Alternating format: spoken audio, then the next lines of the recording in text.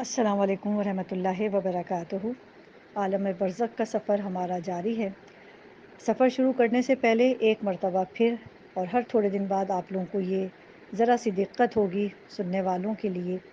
کہ again again یہ جواب دینا یہاں پہ ضروری ہو جاتا ہے، کیونکہ پرائیویٹ میں سوالات آ رہے ہوتے ہیں کہ آپ سورس بتا دیجئے، کس کتاب سے بتا رہی ہیں، کیا ریفرنس ہے۔ تو دیکھیں، پہلے ہی لیکچر میں اور اس کے بعد بھی اور آج بھی اور آئندہ بھی یہ تصوراتی سفر ہے۔ سب سے پہلی چیز یہ کہ اس کو یہ سمجھیں کہ یہ میں نے خود ہی بنایا ہے۔ اس سفر کو میں نے خود تصور دیا ہے ایک اسٹوری کی طریقے سے کہ ایک ہلکے پھلکے انداز میں ہم ایک ایسا سفر اختیار کریں جو ہمیں آخرت میں لازمی کرنا ہے مرنے کے بعد۔ اسی زندگی میں اس سفر کو سمجھنے کی کوشش کریں، وہاں کی مشکلات،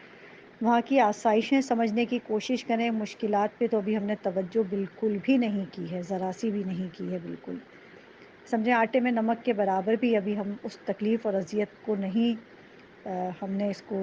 فوکس کیا ہے کہ جو ہوتی ہیں۔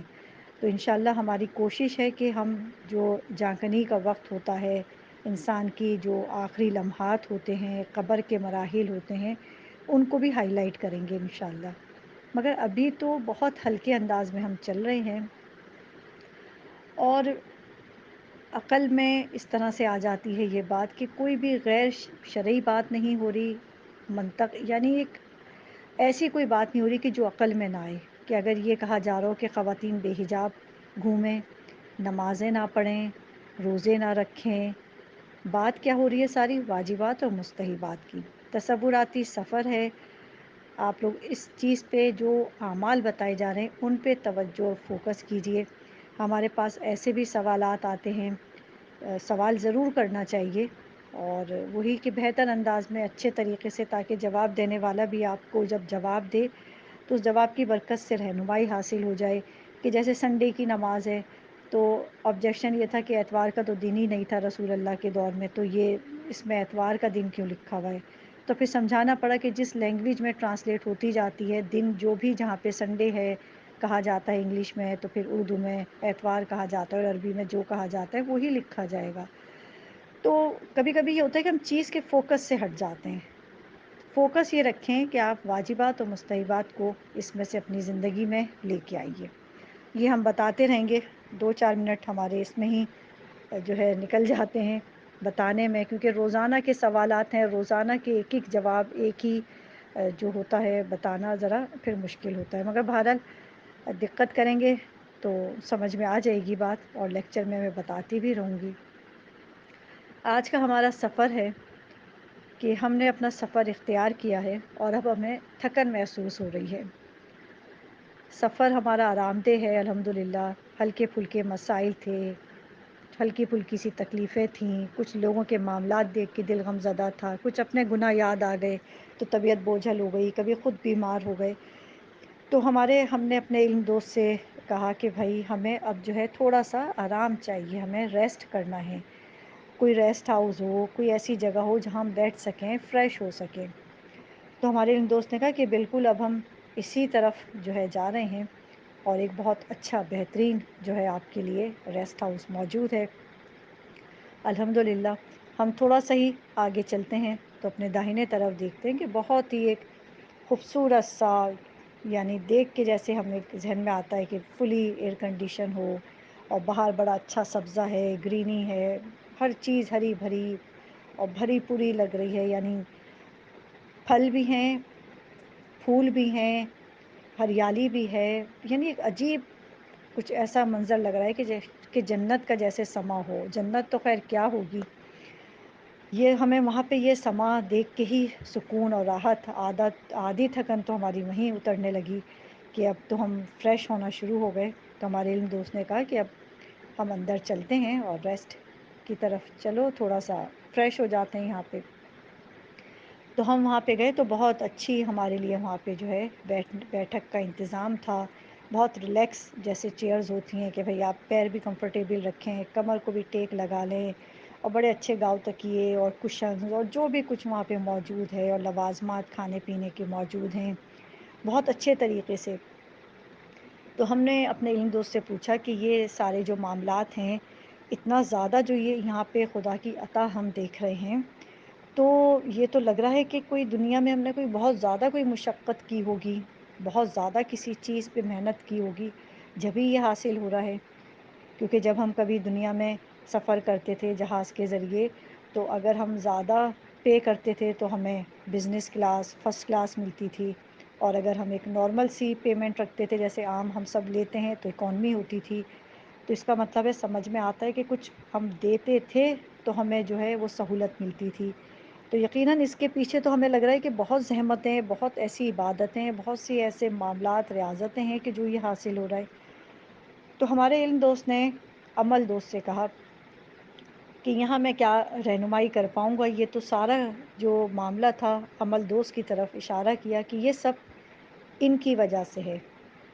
کہ تم نے علم کو لبیک کہا اور عمل نے تمہارا ساتھ دیا۔ اب یہ عمل دوست جو ہے یہ بتائیں گے کہ یہ معاملات تمہارے ساتھ یہ عطا کس لیے ہے۔ تو ہمارے عمل دوست نے بتایا کہ تمہاری یہ وہ نیکیاں ہیں، کوئی تمہاری مشقت نہیں ہے، کوئی بہت بھاری کام نہیں ہے، یہ تمہاری وہ نیکیاں ہیں کہ جو تم خود کرتے بھی تھے اور لوگوں کو نیکی کی راہ پہ لگاتے تھے۔ تو ہم نے پوچھا کہ وہ کیسے؟ ہمیں تو یاد نہیں ہے کہ ہم کوئی ذاکر اہل بیت ہیں، ہم کوئی بہت بڑے عالم تھے، ہم کہیں ٹیچر تھے، ہم کسی مدرسے جاتے تھے، ہم کسی اسکول جاتے تھے، ہم کبھی ہمیں یاد نہیں، ہم تو اپنی گھرداری اور بچوں کی تربیت اور پرورش اس میں ہی مصروف ہوتے تھے۔ تو عمل دوست نے کہا کہ تمہارا یہ وہ عمل ہے کہ تم نے، جب تمہارے پاس اسمارٹ فون آیا، تم نے اس کا استعمال یہ کیا کہ گروپس بنائے اپنے مومن بھائی بہنوں کی حاجت روائی کے لیے، مرحومین کے لیے، اور تم نے ان ممبرز کو جو تمہارے گروپس پہ ایڈ تھے ان کو اس نیکی کے کام پہ لگایا کہ شب جمعہ مرحومین کے لیے ایک سپارہ، ایک سورہ فاتحہ، جس کی جو بھی جو ہے کیپیسٹی ایک ہوتی ہے نا کوئی بندے کی کہ بھئی میں ایک سپارہ کر سکتا ہوں، کوئی کہتا ہے نہیں میں ایک درود کی تسبیح، خلوص سے، خلوص شرط ہے، چاہے میں سورہ فاتحہ دے دوں، ہدیہ کر دوں۔ تم نے وہ گروپ بنایا اور لوگوں کو اس نیکی پہ لگایا کہ وہ اپنے گھر کے کام، اپنی مصروفیت میں، جس میں زیادہ تر خواتین شامل تھیں گروپس پہ، کہ وہ اپنے گھر کے کاموں کے ساتھ ساتھ وقت نکالتی تھیں اور تلاوت قرآن کرتی تھیں، بہترین اجر و ثواب حاصل کرتی تھیں، درود پڑھ رہی ہیں، استغفار پڑھ رہی ہیں، کسی کی پریشانی کی کوئی نیوز آ گئی، کسی بیمار کی آ گئی، اس کے لیے اعمال شروع ہو گئے گروپس پہ، سب نے اپنے اپنے اپنا حصہ لگایا، جو بھی جو جتنا کر سکا خلوص کے ساتھ اس نے کہا، کسی نے صدقہ نکالا، کسی نے دعا کے لیے ہاتھ بلند کیے، کسی نے سورہ فاتحہ پڑھ دی کسی کی پریشانی کے لیے، کیونکہ پریشانیوں میں سورہ فاتحہ بہترین عمل ہے۔ یعنی فاتحہ کا مطلب یہ کھولنے والا، یعنی فاتحہ کے بس اتنی فضیلت ہے، کبھی اس پہ ہم بتائیں گے کہ دیکھیں اسی وجہ سے 5 وقت کی نماز میں لازم ملزوم ہے کہ فاتحہ، سورہ فاتحہ جو سورہ جو ہے الحمد کہلاتی ہے، اس کو پڑھا جائے۔ تو تم نے جو ہے نیکی پہ لگایا، اور تمہارے لیے ایک یہ بہرحال ایک ذمہ داری تھی کہ گروپس پہ وہ پڑھ رہی ہیں، تمہیں بتا رہی ہیں، تم بار بار فون کو چیک کرو، اس کو پھر نوٹ کرو کہ کسی نے لکھ دیا، کوئی خاص عمل ہوتا تھا کہ بھئی یہ 40 دفعہ پڑھنی ہے، مثال زیارت عاشورہ تھی، 17,000 درود تھے، اس کی کاؤنٹنگ اپنے پاس لکھنا، اس کو رکھنا، یہ تمہارے لیے ایک زحمت تھی، مگر پھر بھی اتنی نہیں تھی جو تمہیں یہاں پہ آسائشیں مل رہی ہیں۔ تو ہم نے کہا بالکل یہ کوئی بہت بڑی زحمت نہیں تھی ہمارے لیے کہ ہم کاؤنٹنگ کریں، ایک فون اٹھاتے تھے، کاپی پینسل تھی، نوٹ کر لیتے تھے، مگر ہمیں نہیں پتہ تھا کہ یہ اتنا اجر و ثواب ہے۔ تو ہمارے علم دوست نے کہا کہ نیکی کے راہ پہ لگانا، کسی کو کوئی نیکی بتانا، کوئی عمل بتانا، وہ عمل کر رہا ہے، بھلے ہی آپ اس وقت نہیں کر رہے، کسی بھی وجہ سے آپ غافل ہو گئے تھوڑے وقت کے لیے، تھوڑے دنوں کے لیے،